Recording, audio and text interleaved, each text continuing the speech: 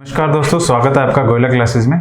आज के लेक्चर में हम बात करने वाले हैं इंटरनल सिक्योरिटी का। आपका टॉपिक है जो कि आफ्स्पा के नाम से जाना जाता है, जिसके फुल फॉर्म है armed forces special power act. देखिए, ये वाला जो आपका टॉपिक है, इसके ऊपर काफ़ी ज़्यादा डिबेट ऑलरेडी चल भी रही है और प्रीवियसली अगर हम देखें तो उस टाइम पे भी काफ़ी डिबेट्स रही हैं। ये आफ्स्पा जो आपका है, जिसके फुल फॉर्म है armed forces special power act, ये आपका कई बार एग्जाम्स में इसके ऊपर क्वेश्चन पूछे गए हैं। एक्चुअली में ये है क्या और किस तरह से ये आपके पॉइंट ऑफ व्यू, जो आपका एग्जाम का पॉइंट ऑफ व्यू है, उससे इंपॉर्टेंट बनता है, वो हम आज के लेक्चर में डिस्कस करेंगे। तो चलिए लेक्चर की शुरुआत करते हैं। जो आपका सवाल रहेगा, कुछ इस तरह से क्वेश्चन आपको पूछा जा सकता है, जैसे कि human right activist constantly highlighted the view that the armed forces special power act, जिसको मैं बोल रहा हूँ AFSPA 1958, is a draconian act leading to the cases of human right abuses by the security forces. But section of the AFSPA are opposed by the activists critically evaluate.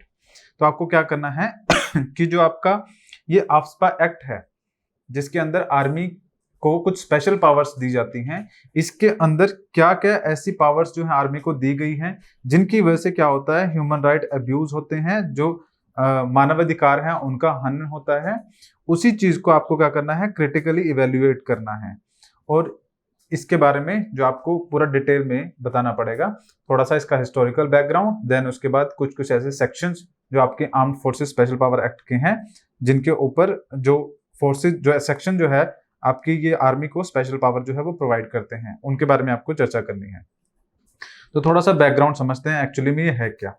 देखिए, होता क्या है कि बात करेंगे हम 1942 की, जिस टाइम पे भारत छोड़ो आंदोलन जो है आपका शुरू हुआ था। अब 1942 में जब आपका भारत छोड़ो आंदोलन या फिर क्विट इंडिया मूवमेंट स्टार्ट हुआ था, उस टाइम पर ब्रिटिशर्स जो थे वो रूल कर रहे थे, और ब्रिटिशर्स के द्वारा कुछ इसी तरह का, जिस तरह आज का ये आफ्स्पा एक्ट है, कुछ इसी तरह के लॉ जो है उस टाइम पे पास किए गए थे, जिसमें क्या था कि कोई भी ऐसा व्यक्ति जो ब्रिटिशर्स के द्वारा जो कानून बनाए गए थे उनके अकॉर्डिंगली नहीं चल रहा है, या फिर ये जो प्रदर्शन है, मूवमेंट है, इनमें पार्टिसिपेट कर रहा है, तो उस टाइम पर जो आर्मी थी उसको स्पेशल पावर प्रोवाइड की गई थी कि वो विदाउट एनी वारंट किसी को भी कहीं पर भी सर्च कर सकती है, किसी को भी पकड़ सकती हैं, या फिर किसी को भी क्या है मार भी सकती हैं, या फिर शूट भी कर सकती हैं। तो ये कुछ इस तरह की स्पेशल पावर्स जो है आर्मी को दी गई थी, और इसके रिस्पॉन्स में अगर जो आर्मी के पर्सनल्स हैं उनको किसी भी तरह की उनके ऊपर इंक्वायरी नहीं होगी, किसी भी तरह से उनको जिम्मेदार नहीं ठहराया जाएगा। यही आपकी स्पेशल पावर्स हैं। तो अगर हिस्टोरिकली देखें तो ये शुरुआत जो आपको देखने को मिलेगी 1942 से देखने को मिलेगी। उसके बाद हमारा देश जो है वो आजाद होता है, और 1947 में ये जो आपका स्पेशल पावर्स दी गई थी, जो ब्रिटिशर्स के द्वारा उस टाइम पे शुरू की गई थी, उसको एज 4 ऑर्डिनेंस जो है वो पास किए गए थे। 4 ऑर्डिनेंस पास करने के बाद ये आपका जो आफ्स्पा था वो अस्तित्व में आया था, जो हमारा आज का प्रेजेंटली जो भारत आजाद भारत हुआ था उसमें आपको देखने को मिलेगा 1947 में। उसके बाद 1948 में पार्लियामेंट के एक्ट के थ्रू, एक साल बाद ही पार्लियामेंट के एक्ट के थ्रू इसको एक परमानेंट जो लॉ है वो बनाया गया, और 1948 के बाद जो इसमें फिर एक चेंज देखने को मिलता है वो 1958 में देखने को मिलता है। 1958 में एक्चुअली में हुआ क्या था, देखिए कुछ इस तरह से, जो आपका नॉर्थ ईस्ट का जो रीजन है, वहां पर नागालैंड आपका एक स्टेट है, वहां पर एक नागा जो पीपल है वो अलग से एक एरिया की डिमांड कर रहे थे। नागालैंड अगर देखा जाए तो वहां पर कई तरह की ट्राइब्स रहती हैं, उनमें से एक ट्राइब है बोडो। तो वो जो बोडो पीपल थे, वो जो ट्राइब के लोग थे, उनकी डिमांड थी कि अलग से क्या है बोडोलैंड जो है वो बनाया जाए। और इसके अलावा भी जो आपको नॉर्थ ईस्ट का जो एरिया है, नागालैंड और असम की अगर मैं बात करूं, तो वहां पे इंसर्जेंसी काफी ज्यादा थी, क्योंकि ये एरिया अगर आप देखेंगे इंडिया के मैप पे तो ये आपका बिल्कुल ईस्ट में पड़ रहा है, और वहां पर आपका चाइना भी है, म्यांमार भी है। तो अभी रिसेंटली भी क्या है ना, कई तरह की जो एक्टिविटीज है ये नॉर्थ ईस्ट बॉर्डर पे आपको देखने को मिलेगी कि वहां पर जो टेररिस्ट हैं इंडिया के अंदर आते हैं, इंडिया की जो सिक्योरिटी फोर्सेस हैं उनके ऊपर हमला करते हैं, और दोबारा से फिर जो अपना म्यांमार या फिर चाइना वाला जो बॉर्डर का हिस्सा है वहां पे चले जाते हैं। तो ये इंसर्जेंसी है, जिसको एक प्रॉक्सी वॉर की तरह से भी देखा जा सकता है कि जो चाइना है वो इस हिस्से को, नॉर्थ ईस्ट का जो हिस्सा है, उसको यूज करता है भारत की जो इंटरनल सिक्योरिटी है उसको थ्रेट करने के लिए, या फिर किसी भी तरह से भारत स्टेबल ना हो सके, इंडिया जो है वो स्टेबल ना हो सके, तो एज ए प्रॉक्सी वॉर जो है चाइना इस हिस्से का यूज करता है। और वो किस तरह से करेगा कि जो नॉर्थ ईस्ट के लोग हैं, जो वहां के रहने वाले हैं, उनको आर्म्स और एम्यूनिशन प्रोवाइड करेगा, एक अलग वहां पर आइडियोलॉजी की डेवलपमेंट करेगा कि हम भारत के नहीं रहने वाले हैं, हमें भारत से अलग होना है, सेपरेटिस्ट जो जिसको कहा जाता है, सेपरेटिस्ट डिमांड जो है वहां पे बढ़ाएगा। और ये जो वहां के लोग हैं उनको आर्म्स एम्यूनिशन देगा, ताकि वो जो ये स्ट्रगल है उसको कंटिन्यूसली जारी रखे, और जो सिक्योरिटी फोर्सेस हैं उनके खिलाफ भी या फिर गवर्नमेंट ऑफ इंडिया के खिलाफ भी, और अलग से सेपरेट होने की जो डिमांड है वो हमेशा वहां पे बनी रहे। तो ये किया जाता है चाइना के द्वारा। अब देखिए नॉर्थ ईस्ट का जो हिस्सा है वहां पर मैंने क्यों जिक्र किया, क्योंकि 1958 में जब सबसे पहले ये आपका जो आफ्सपा था जो इम्प्लीमेंट किया गया था, ये आपका नॉर्थ ईस्ट में ही इम्प्लीमेंट किया गया था।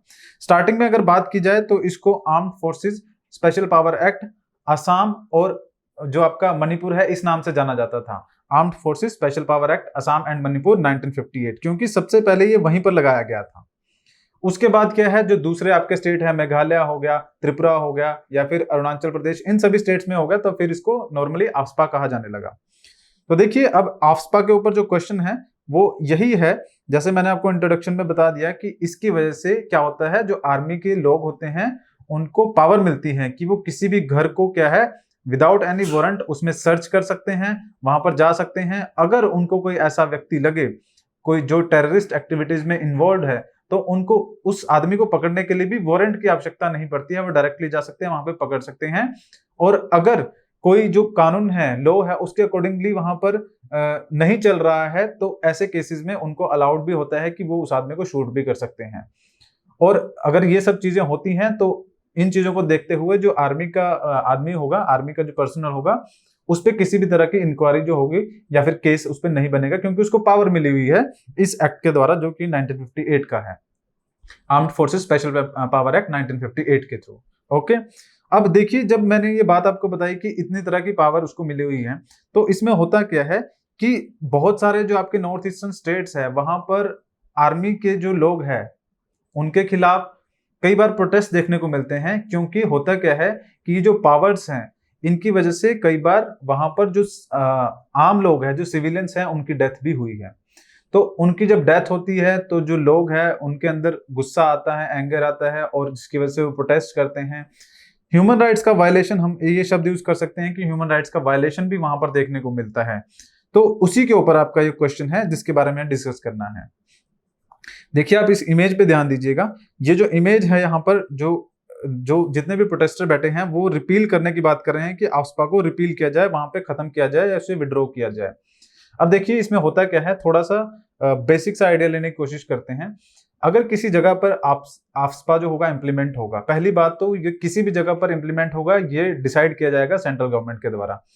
कोई भी जो एरिया है जब उसको डिस्टर्बिंग एरिया डिक्लेयर कर दिया जाता है सेंट्रल गवर्नमेंट की तरफ से, तो वहां पर जो ये आफ्सपा है ये इंप्लीमेंट किया जा सकता है। अभी अगर प्रेजेंटली अगर बात की जाए तो ये आफ्सपा आपका जम्मू एंड कश्मीर, आपका नॉर्थ की अगर मैं बात करूं, उसके अलावा ये जो आपके नॉर्थ ईस्ट के स्टेट्स है वहां पर आपको देखने को मिलेगा।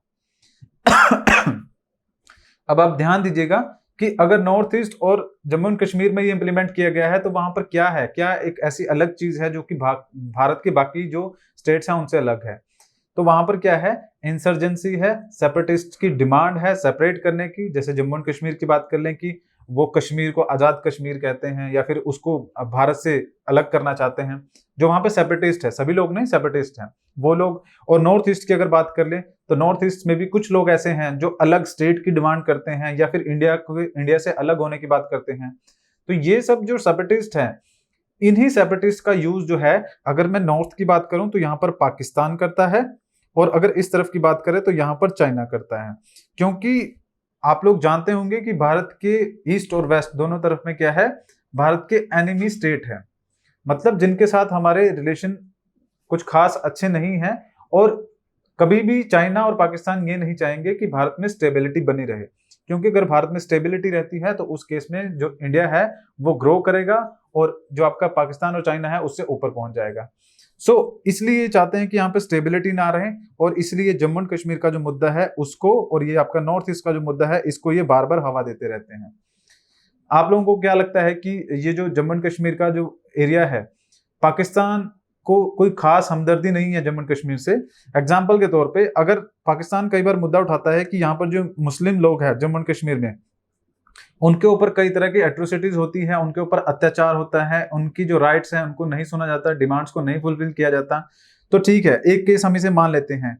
बट अगर बात करें जो उइगर मुसलमान हैं जो कि चाइना के अंदर रहते हैं, चाइना ने भी उनका प्रोसिक्यूशन किया था। चाइना ने क्या है, उनको वहां पर मारा था, उनके जो राइट्स है, ह्यूमन राइट्स है, उनको वायलेट किया था। लेकिन उस केस में तो पाकिस्तान ने किसी भी तरह का कोई भी मुद्दा नहीं उठाया था। तो ये बात रिलीजन बेस्ड तो नहीं है, इतनी बात तो समझ में आती है। क्योंकि ऐसा कैसे हो सकता है कि जो उइगर मुसलमान है चाइना के, उनके ऊपर जो अत्याचार हो रहे हैं उन पर पाकिस्तान बिल्कुल चुप रहता है, और जो जम्मू एंड कश्मीर में जो मुसलमान हैं, जब उनके ऊपर किसी भी तरह की, पाकिस्तान का ऐसा कहना है कि उनके जो ह्यूमन राइट्स है वो वायलेट होते हैं, तो उस टाइम पे पाकिस्तान कहता है कि इंडिया मुसलमानों के प्रति क्या है, उसका जो बिहेवियर है वो सही नहीं है, उनके प्रति क्या है, अत्याचार करता है, तो जम्मू एंड कश्मीर पाकिस्तान में मिला देना चाहिए।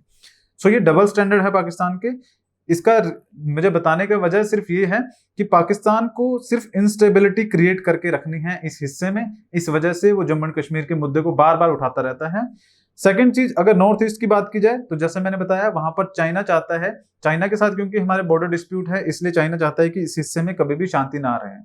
और अगर आप एक चीज देखेंगे भी है तो एथनिसिटी की अगर मैं बात करूं तो कुछ कुछ जो नॉर्थ ईस्टर्न स्टेट है वहां पर लोग भी जो है वो थोड़े से इंडिया के जो बाकी लोग हैं, नॉर्थ का है या फिर साउथ का है, उनसे थोड़े से डिफरेंट नजर आते हैं। बट अगर हिस्टोरिकली देखा जाए तो ये सारा जो हिस्सा है भारत का ही हिस्सा है। जो एक टर्म आजकल यूज की जाती है कि जो पूरा भारत है उसमें आपका पाकिस्तान को जोड़ के देखा जाता है, ये वाला पूरा हिस्सा देखा जाता है, तो नॉर्थ ईस्ट कोई सेपरेट नहीं है, बिल्कुल भारत का एक अभिन्न अंग है। लेकिन वहां पे कुछ लोग हैं जो इसको अपना, भारत को अपना देश नहीं मानते, उस वजह से ये डिमांड उठती है। अब ये जो सेपरेटिस्ट हैं, इनको काउंटर करने के लिए, और ये चाहे नॉर्थ ईस्ट की बात हम करें, चाहे नॉर्थ की जम्मू कश्मीर की हम बात करें, इनको काउंटर करने के लिए ये जो आफ्स्पा एक्ट है वो लगाया जाता है। अब ये क्यों लगाया जाएगा, पहली चीज तो ये दिमाग में आएगी, ये इसलिए लगाया जाएगा। देखिए, आफ्स्पा के अंदर अगर आप सोचें कि इस तरह की पावर आर्मी को क्यों दी जा रही है कि वो किसी विदाउट एनी वारंट जो है किसी भी आदमी को पकड़ सकते हैं, सर्च कर सकते हैं, तो वो इसलिए क्योंकि जब आर्मी को, मान लीजिए जम्मू एंड कश्मीर का जो हिस्सा है वहां पर आर्मी को किसी जगह का, किसी घर का, किसी आदमी का कोई इनपुट मिलता है, तो आर्मी के पास इतना टाइम नहीं होता है कि वो क्या करे, कोर्ट से ऑर्डर लेके आए या फिर वारंट इशू करवाए और उसके बाद उस घर को सर्च करें। क्योंकि इतने टाइम में तो क्या होगा, जो टेररिस्ट होगा वो वहां से निकल जाएगा, या फिर अगर वो कोई टेररिस्ट एक्टिविटी करने भी आया है तो वो इजीली उसको अंजाम दे देगा। तो इसलिए आर्म फोर्सेस को जो है स्पेशल पावर दी जाती है कि वो विदाउट एनी वारंट क्या है, किसी भी घर को सर्च कर सकते हैं, किसी भी आदमी को अरेस्ट कर सकते हैं, इंटेरोगेट कर सकते हैं। सो ये आपको पावर यहाँ पे दी जाती है। सेम उसी तरह से नॉर्थ ईस्ट में दी जाती है। अब ध्यान देने वाली चीज क्या है कि जब इतनी ज्यादा, मैंने पहले भी आपको बताया है कि जब बहुत ज्यादा पावर दी जाती है तो उस पावर के साथ बहुत बड़ी रिस्पॉन्सिबिलिटी भी आती है। तो आर्मी के ऊपर यह भी रिस्पॉन्सिबिलिटी है कि जब वो किसी टेररिस्ट को पकड़े तो ये इंश्योर करें कि वो जो आदमी है वो एक्चुअली में टेररिस्ट है कि नहीं है, क्या वो सिविलियन तो नहीं है, या फिर आर्मी को जो इनपुट मिला है वो बिल्कुल सही है, उसमें कोई एरर की गुंजाइश तो नहीं है। तो ये चीज ध्यान रखनी होती है।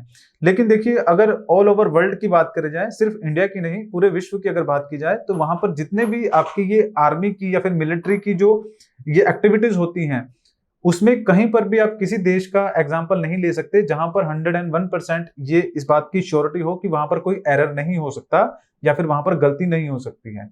तो डेफिनेटली गलती हो सकती है। तो उसी तरह से जम्मू एंड कश्मीर में भी जो आर्मी है उसके द्वारा हो सकता है कुछ केसेस में गलती हुई हो, या फिर नॉर्थ ईस्ट की बात की जाए वहां पर भी गलती हुई हो। अब ये जो गलती है, इसका मेरा मतलब क्या है कि गलती से टेररिस्ट के बजाय कोई जो सिविलियन है वो मारा गया हो। अभी एक डेढ़ साल पहले की अगर हम बात लगाए तो आप क्या देखेंगे कि नागालैंड और मणिपुर में आर्मी के द्वारा जो कुछ सिविलियंस है उनकी डेथ हो गई थी, आर्मी के द्वारा उन पर शूट किया गया था, और उसका जो प्रोटेस्ट था वहां के लोगों ने किया था। और ये बात बिल्कुल, इसके ऊपर फिर इंक्वायरी भी बैठी थी, लेकिन इतना कंफर्म था कि जिनकी डेथ हुई थी वो सिविलियंस से, टेररिस्ट नहीं थे। तो कहने का मतलब ये है कि कुछ एरर हो सकता है, कुछ गलती डेफिनेटली हो सकती है। तो वही जो गलती होती है उसी के रिस्पॉन्स में क्या है, कुछ ह्यूमन राइट एक्टिविस्ट का ये कहना है कि ये जो एक्स्ट्रा पावर्स दी जाती हैं, ये जो स्पेशल पावर्स दी जाती हैं आर्म फोर्सेस को, ये नहीं मिलनी चाहिए। तो चलिए अब हमने आंसर की शुरुआत करते हैं। बेसिक आइडिया आपको पूरा लग चुका है आफ्स्पा का, तो अभी शुरुआत करते हैं आंसर की। The Armed Forces Special Power Act 1958 is a controversial law in India that grants the armed forces certain special power. कुछ डिस्टर्बिंग एरियाज होंगे, जैसे मैंने आपको बताया सेंट्रल गवर्नमेंट नोटिफाई करेगी कि कौन सा एरिया है जिसको हम डिस्टर्बिंग एरिया कंसीडर करेंगे और वहां पर ये आफ्सपा लगाया जाएगा. The law has been criticised by the human right activist who claim that it leads to the human right abuses by the security forces. कई बार इस तरह के इल्जाम भी लगाए जाते हैं कि जो आर्म्ड फोर्सेस हैं उनके द्वारा ये जो ह्यूमन राइट्स हैं इनका अब्यूज किया गया. इवन वुमेन्स के केस में कि उनके ऊपर से भी इल्जाम लगाया जाता है कि उनका रेप हुआ है. सेम चीज इस तरह के इंसिडेंट मणिपुर में देखने को मिले हैं, जम्मू एंड कश्मीर में भी देखने को मिले हैं. तो ये एलिगेशंस होती हैं. अभी कोई इंक्वायरी बैठेगी, उसके ऊपर रिजल्ट आएगा, फिर हम बात कह सकते हैं कि हाँ एक्चुअली में ऐसा है या नहीं है. बट डेफिनेटली जैसे मैंने आपको बताया कि कहीं ना कहीं गलती जरूर होती है. ऐसा हम नहीं कह सकते कि आर्म्ड फोर्सेस से कहीं पर कोई गलती नहीं हो सकती है. डेफिनेटली उनसे भी गलती हो सकती है. तो वहां पर क्या होता है, ह्यूमन राइट्स की वायलेशन हो जाती है. स्टेट्स मैंने आपको बता दिया जहां पर ये देखने को मिलेगा. अब अगर बात करें कुछ ऐसे इंपॉर्टेंट सेपरेटिस्ट ऑर्गेनाइजेशंस की जिनकी वजह से ये जो एक्ट है इंप्लीमेंट किया जाता है, कहां पर देखने को मिलेगा, ये उल्फा के नाम से आपको देखने को मिलेगी असम के अंदर, जिसकी फुल फॉर्म है United liberal front of the liberation front of the Assam. उसके बाद आपका एनडीएफबी है, national democratic front of Bodoland, जो सिमिलरली क्या है एक डिफरेंट एरिया की डिमांड कर रहे हैं. उसी तरह से पीएलए है, पीपल लिबरेशन आर्मी, ये आपको मणिपुर में देखने को मिलेगी. उसके बाद बहुत सारी ऐसी आपकी ऑर्गेनाइजेशन है जो आपको मणिपुर, असम या नॉर्थ ईस्ट के स्टेट्स में देखने को मिलेगी. अब इस सेक्शन की अगर मैं बात करूं कि कौन कौन से वो सेक्शंस हैं, जैसे हमने शुरुआत में देख लिया कि जो ये कहां पर इंप्लीमेंट किया जाता है. अब ऐसे कौन कौन से सेक्शंस हैं जो इन आर्म्ड फोर्सेस को स्पेशल पावर प्रोवाइड करते हैं, क्योंकि अगर हम बात करें अपने सवाल की तो जो क्वेश्चन था उसमें स्पेसिफिकली मेंशन किया गया था कि इसके अंदर कौन कौन से सेक्शन है. What section of the AFSPA are opposed by the activist. तो आपको ये मेंशन करना पड़ेगा कि कौन कौन से सेक्शंस है जिनका अपोज किया जाता है जो एक्टिविस्ट हैं उनके द्वारा. तो सेक्शन 4 की अगर मैं बात करूं AFSPA का, जो कि कहता है this section grants the special power to the armed forces to arrest without a warrant. Without any warrant क्या है, जो आदमी है उसको आप अरेस्ट कर सकते हैं. To use force even to the extent of causing death, कि इस हद तक उसके अंदर जो एक छूट है आर्मी को प्रदान की गई है, प्रोवाइड की गई है कि अगर वो अरेस्ट करते हैं और इस अरेस्ट के दौरान या फिर इंटेरोगेशन के दौरान अगर वो आदमी मर भी जाता है, डेथ भी उसकी हो जाती है, तो भी उससे कोई प्रॉब्लम नहीं होगी. Against any person who is acting contravention to the law and order in the disturbed area. अब देखिए, कोई अगर आप इस सेक्शन को ध्यान से पढ़ें तो आप क्या पाएंगे कि यहां पर लिख रखा है कि कोई भी ऐसा पर्सन जो कि अकॉर्डिंग टू द लॉ जो है वहां पर उसके अकॉर्डिंगली काम नहीं कर रहा है, एनी डिस्टर्बिंग एरिया, कोई भी डिस्टर्बिंग एरिया उसमें लॉ के अकॉर्डिंगली काम नहीं कर रहा है, तो उस केस में आर्मी को ये परमिशन होती है, ये पावर होती है कि वो उस आदमी को अरेस्ट कर सकते हैं विदाउट एनी वारंट. और अगर उसकी डेथ भी हो जाती है पर्सन की, even in that case army को जवाबदेही नहीं होगी, आर्मी को किसी भी तरह का जो जवाब देने की जरूरत नहीं पड़ेगी. सेक्शन 6 की अगर मैं बात करूं, the section grants immunity to the armed forces from the prosecution without prior approval of the central government. इसके अंदर ये है कि किसी को भी प्रोसिक्यूट किया जा सकता है without any approval from the central government. केंद्र की जो सरकार है वहां से किसी भी तरह की परमिशन लेने की जरूरत नहीं है. एग्जाम्पल के तौर पे, जब अगर मान लीजिए कोई ऐसा एरिया है जहां पे राइट्स हैं, दंगा छिड़ गया है, इवन उस केस में जो पुलिस ऑफिसर्स वहां पे जाते हैं उनको परमिशन लेनी पड़ती है अपने सीनियर से, जो स्टेट गवर्नमेंट है वहां से, अपने जो सीनियर्स है उनसे, कि अभी ये सिचुएशन है, इसके अंदर हमें किस तरह से क्या करना है.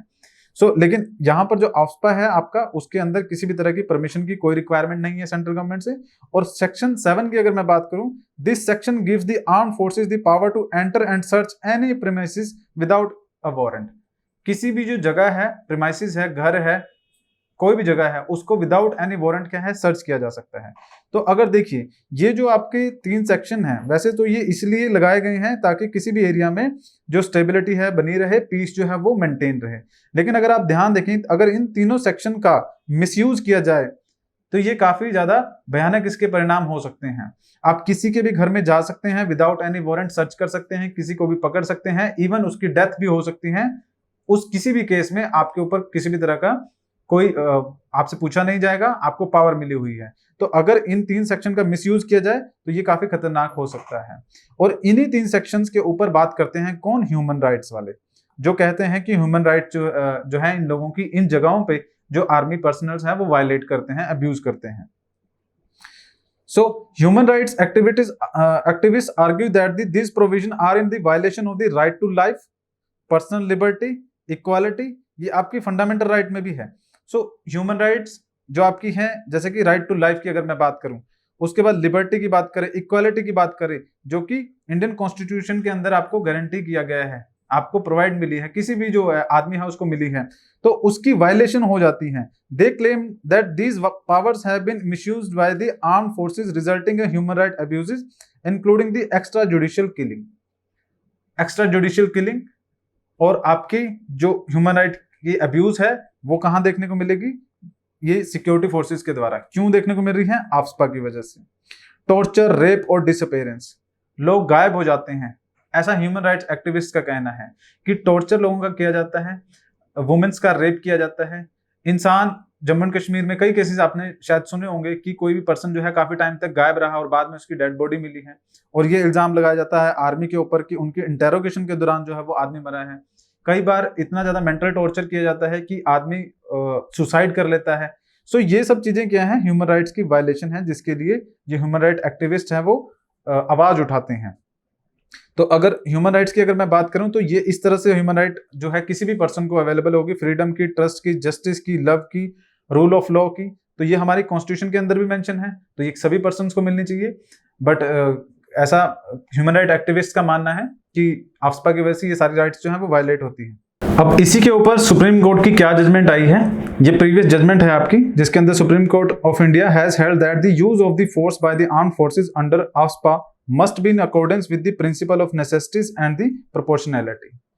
कि आर्म्ड फोर्सेस को ये पावर तो मिली है, बट इन पावर का यूज करते टाइम उनको इस बात का ध्यान रखना चाहिए कि क्या नेसेसिटी है, क्या जरूरत है, किस तरह से इस सिचुएशन को हैंडल किया जा सकता है और कितनी पावर की जरूरत है। उनको अलाउड है किसी को अरेस्ट करना, उनको अलाउड भी है कि ऐसे कुछ सिचुएशन में जहां पर चीजें कंट्रोल से बाहर जा रही हैं तो वहां पर वो फायर भी कर सकते हैं। तो यही चीज सुप्रीम कोर्ट की कहनी है कि नेसेसिटी को ध्यान में रखते हुए, प्रोपोर्शनैलिटी को ध्यान में रखते हुए हमें एक्ट करना है, आर्म्ड फोर्सेस को एक्ट करना चाहिए ताकि कम से कम ह्यूमन राइट्स की वायलेशन हो। The court also has emphasised the need of the accountability and transparency in the use of this power. और कोर्ट का यह भी कहना है कि जब ये एक्सरसाइज की जाती है पावर आर्म्ड फोर्सेस के द्वारा, तो उस टाइम में उनकी अकाउंटेबिलिटी जो है उसको भी ध्यान में रखना चाहिए, ट्रांसपेरेंसी को भी ध्यान में रखना चाहिए कि एक्चुअली में जिस पर्सन पे शूट किया है, जिसको शूट किया है, क्या एक्चुअली में वो टेररिस्ट था या नहीं था, और अगर नहीं था तो किस वजह से ऐसा करना पड़ा। और इवन अगर ऐसी मिस्टेक्स हो भी जाती हैं तो इवन उसके बाद भी क्या है, उस चीज में क्या है, ट्रांसपेरेंसी होनी चाहिए, उसके ऊपर इंक्वायरी होनी चाहिए, क्योंकि ह्यूमन लाइफ काफी ज्यादा इंपॉर्टेंट है। ये काफी ज्यादा अजीब बात होगी या काफी ज्यादा दुख वाली बात होगी कि अगर कोई ऐसा पर्सन जिसका किसी भी टेररिस्ट ऑर्गेनाइजेशन के साथ कोई लेना देना नहीं है, उसकी डेथ हो जाती है। ओके, सो इसी के रिगार्डिंग जो सुप्रीम कोर्ट है उन्होंने जजमेंट दी थी in the extra judicial execution victim families association versus union of India 2016 की ये जजमेंट है, जिसमें सुप्रीम कोर्ट ने ऑब्जर्व किया था that the arm forces can not use excessive force और रिजोर्ट टू रिटेलिएटरी मेजर्स, कि बहुत ज्यादा एक्सेसिव फोर्स का यूज नहीं कर सकते और रिटेलिएटरी मेजर्स का यूज नहीं कर सकते एक्सेसिव। और साथ में the court also ruled stress that the armed forces must adhere to the principle of international humanitarian law and the human rights law. और उनको क्या है, ये ह्यूमन राइट्स जो लॉ है इंटरनेशनल, उनके अकॉर्डिंगली ही वर्क करना चाहिए। अब देखिए, मैंने जैसे स्टार्टिंग में बताया था कि कई जगहों पे मिस्टेक्स हो जाती हैं, एरर्स हो जाते हैं, बट एक होता है इंटेंशनल, जो आप जानबूझ के, आपको पता है कि मेरे पास पावर है, सो मैं ये कर सकता हूं और मुझे किसी भी तरह से कोई जवाब देना नहीं पड़ेगा। एक तो वो मिस्टेक होती है, और एक होती है जो अनइंटेंशनली हुई है। सो दोनों में फर्क होता है। तो सुप्रीम कोर्ट की जो जजमेंट है वहां पर सुप्रीम कोर्ट का यही कहना है कि जब आप कोई भी एक्शन ले तो उस टाइम पे ध्यान रखिएगा कि वो जो एक्शन आप ले रहे हैं वो एक्सेसिव फोर्स का उसमें यूज ना हो। सिर्फ आप उतने ही फोर्स का यूज कीजिए या फिर उसी लेवल तक जाकर फोर्स का यूज कीजिए जहां तक आपको मैंडेटरी लगता है। लेकिन एक्सेसिव यूज नहीं होना चाहिए। जब भी इस तरह की पावर को एक्सरसाइज करेंगे आर्म्ड फोर्सेस वाले, तो उनको ह्यूमैनिटेरियन या फिर ह्यूमन राइट्स जो लॉ है उनके अकॉर्डिंगली ही वर्क करना चाहिए। सो ये सुप्रीम कोर्ट की जजमेंट थी जो देखने को मिली थी 2016 का जो केस था उसके अंदर।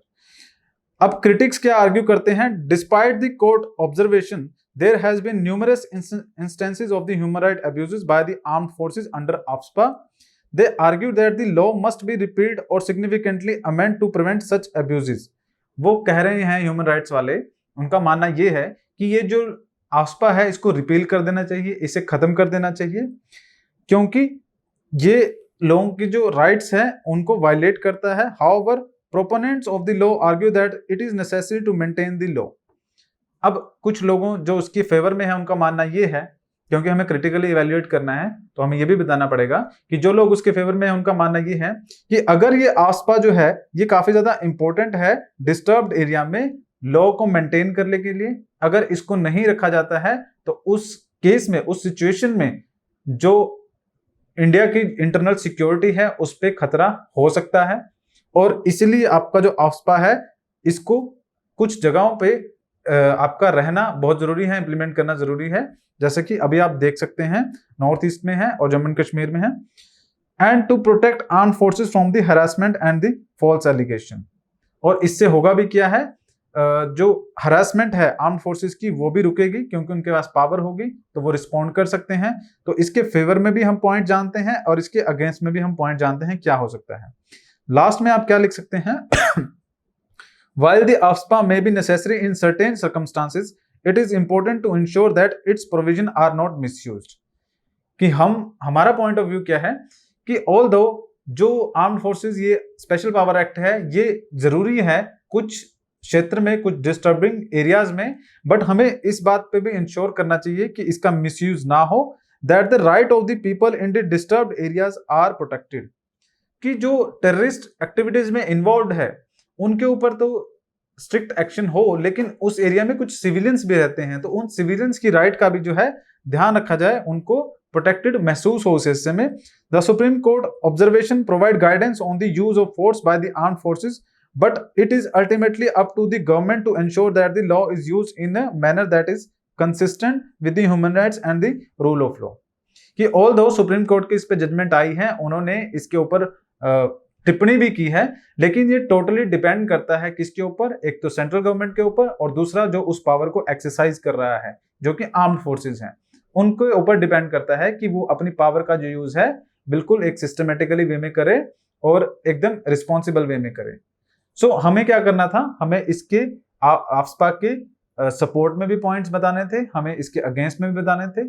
अब इसको अगर समराइज किया जाए तो अगर किसी जगह पे आफ्सपा लगा है तो वहां पर सिक्योरिटी मेंटेन रहेगी, रूल ऑफ लॉ जो है वो मेंटेन रहेगा और इंटरनल सिक्योरिटी भारत की क्या है, स्टेबल रहेगी, किसी तरह का खतरा देखने को नहीं मिलेगा डिस्टर्ब्ड एरिया में।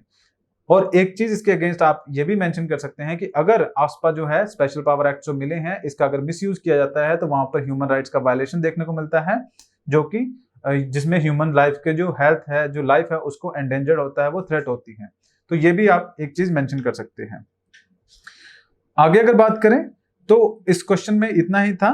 हमारी ऐप है गोयला क्लासेस के नाम से जो आपको प्ले स्टोर पे मिल जाएगी, जहां पर हमारे जितने भी लेक्चर्स हैं, स्टडी मटेरियल है, वो सब चीजें आपको मिल जाएगी, आपको प्ले स्टोर से डाउनलोड करनी पड़ेगी। उसके अलावा हमारे टीओ और एटीओ के लिए 2 कोर्सेज हैं, एक 2999 का कोर्स है, एक 7999 का कोर्स है। दोनों में डिफरेंस क्या है कि जो 7999 वाला कोर्स है उसके अंदर आपको टेस्ट सीरीज मिलेगी। टेस्ट सीरीज के अंदर आपके मेंस के जो आपका पेपर होगा, जो पेपर आपका आएगा उसमें जो मेंस की तरह क्वेश्चन आएंगे तो वो क्वेश्चन सीरीज मिलेगी, आपको टेस्ट सीरीज मिलेगी, जो कि आपके एग्जाम में काफी ज्यादा हेल्प करेगी। आपको क्वेश्चंस भी प्रोवाइड किए जाएंगे जो पूछे जा सकते हैं और आपको आंसर्स भी प्रोवाइड किए जाएंगे हमारी तरफ से। ये जो आपकी 2999 वाली है इसके अंदर आपको क्या मिलेगा, लेक्चर्स मिल जाएंगे हमारे, प्लस आपको स्टडी मटेरियल मिल जाएगा, लेकिन टेस्ट सीरीज नहीं मिलेगी। तो मेरे ख्याल से आप समझ सकते होंगे कि टेस्ट सीरीज जो है वो काफी इंपॉर्टेंट है आपके एग्जाम प्रिपरेशन के लिए।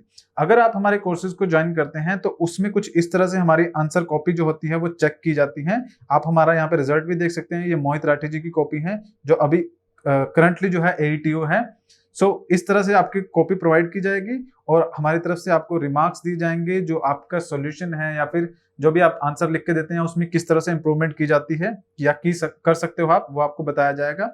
अगर आप किसी भी तरह की और इन्फॉर्मेशन चाहते हैं तो उसके लिए आप हमारे टेलीग्राम चैनल जो है HPSC TO 2023 को ज्वाइन कर सकते हैं। वहां पर आपको हर तरह की इन्फॉर्मेशन जो होगी एग्जाम से रिलेटेड सब प्रोवाइड की जाएगी। तो आज के लेक्चर में फिलहाल इतना ही है।